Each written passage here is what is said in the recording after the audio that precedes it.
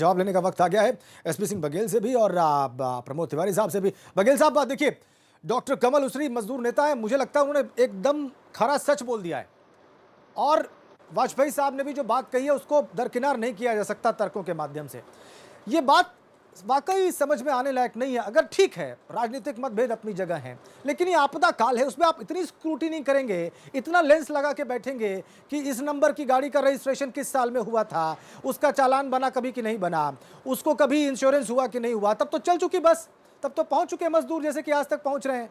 ये मोटी सी बात मुझे समझ में नहीं आ रहा है, लोगों को समझ में क्यों नहीं आ रही है? बघेल साहब जी, राजन जी, प्रमोद तिवारी जी, आखिरी कांग्रेस की सरकार जो 5 दिसंबर 89 तक एनडी तिवारी जी मुख्यमंत्री थे और यंग, स्मार्ट और डायनेमिक ट्रांसपोर्ट मिनिस्टर थे, मुझे अच्छी तरह याद है।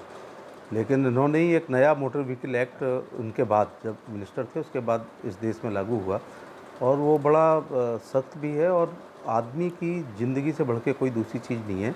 बसें लेने में कोई दिक्कत नहीं है, बघेल साहब सहायता लेने में कोई दिक्कत नहीं है। प्राइम मिनिस्टर और चीफ मिनिस्टर बघेल साहब, आप ओरेटरी की कला में माहिर हैं साहब। किसी का भी आप फिर देखिए, फिर बात को दूसरी तरफ ले जा रहे हैं।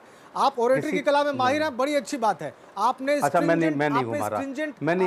नहीं घुमा रहा और जब से आप मुझे बताइए कि इस आपदा काल में सर, इस आपदा काल में डॉक्टर बघेल, एक आम आदमी अगर इस बात को देखता कि आपने किसी का कोऑपरेशन स्वीकार किया है, कुछ खामियों के साथ किया है, चलिए मान लिया, और उससे मजदूर अपने घर को पहुंच जा रहे हैं जल्दी से जल्दी, तो उसे कितना आनंद आता? जी राजन जी, ऐसा बात नहीं है। जैसे दिनेश शर्मा जी ने कहा, आंकड़ों की पूरी बात बताई, कितने लाख लोगों को भेजा गया है, कितने हज़ार बसें लगाई गई हैं, कितनी ट्रेनें लगाई गई हैं। जैसे मैं रोज़ अपने इंटर स्टेट ISBT आगरा पे जाता हूँ और स्वयं मॉनिटरिंग करता हूँ मज़दूरों को भेजने के लिए। वो कहीं नहीं दिखाया गया, लेकिन जब कभी इस प्रकार की घटनाएँ हो जाती हैं तो हमारे TV चैनल उनको नहीं, वो भी हम दिखा रहे हैं। ना बघेल साहब, वो भी हम दिखा रहे हैं। हम लगातार बता रहे हैं कि मुख्यमंत्री ने क्या इनिशिएटिव लिए हैं। हम लगातार बता रहे हैं कि इन ट्रेनों से इन शहरों में इतने सारे मजदूर पहुंचे हैं, उनकी स्क्रीनिंग की जा रही है, वो सारे विजुअल्स भी हैं। लेकिन अफसोसनाक, देखिए, एक जान भी जाएगी तो उसकी कीमत बहुत ज्यादा है। राजनीति नहीं कर रहे हैं, लेकिन मेरे आगरा शहर के, हमारे आगरा लोकसभा के बहुत से लोग जालंधर में, पटियाला में, जी वाजपेयी साहब, एक मिनट आ रहा हूं मैं, मजदूरी करने गए हैं। इसी प्रकार से जयपुर, जोधपुर, उदयपुर में और जैसलमेर में, राजस्थान में हमारे बहुत से लोग हैं। मैं निजी तौर से कई चिट्ठियां लिख चुका हूं वहां की सरकारों को। तिवारी जी के पास जाना पड़ेगा मुझे। बघेल साहब, समय कम है, तिवारी जी का कमेंट सुन लेते हैं। सर, मुझे माफी के साथ, के लिए तमाम चिट्ठियां लिखी है कि हमारे मजदूरों को आप यहाँ पर भेजें। ये वहां से आते ही तब हैं जब वहां की सरकारें इनका कल्याण की योजना अब वहां की सरकारों का जिक्र आपने किया। एक सवाल बहुत महत्वपूर्ण है, तिवारी से पूछना बहुत जरूरी है बघेल साहब, और वो बात डॉक्टर उसरी ने भी उठाई है। तिवारी जी, बार बार कहा जा रहा है कि जो आपके गवर्न राज्य हैं, वहां से जहां से मजदूर निकल रहे हैं, उनको आपने वहां पर बसेस क्यों नहीं दी? आप उत्तर प्रदेश में जरूर आ गए देने के लिए, इतनी चिंता आपने वहां के लिए कर ली होती। Concluding remarks Tiwari ji.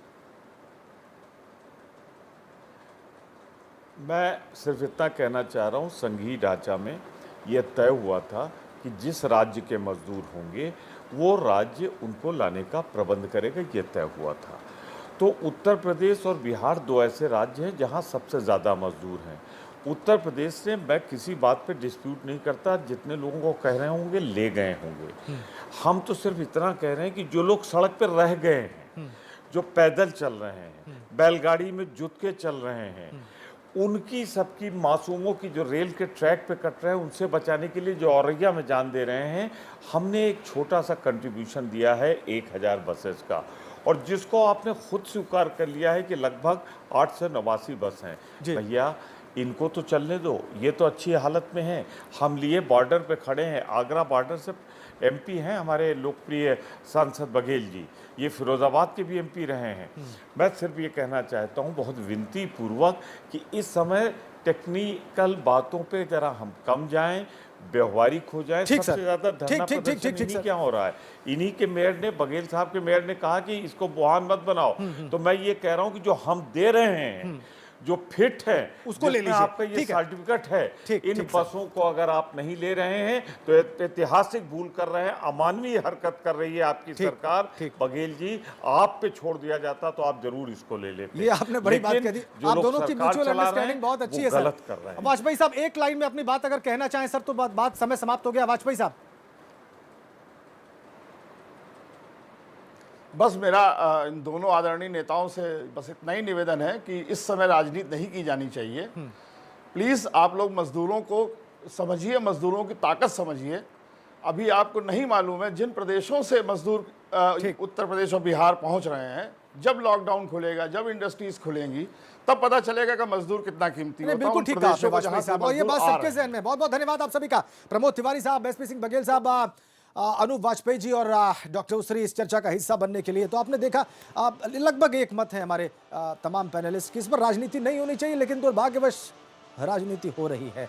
और अभी भी हम अपेक्षा करते हैं कि इस पर तत्काल रोक हो, तत्काल रोक लगे, तमाम संबंधित पक्ष अपनी अपनी बातों को वापस लें और मजदूरों के हितों में जो किया जा सकता है वो फौरन किया जाए। आप सभी का राजनीति देखने के लिए बहुत बहुत धन्यवाद। नमस्कार।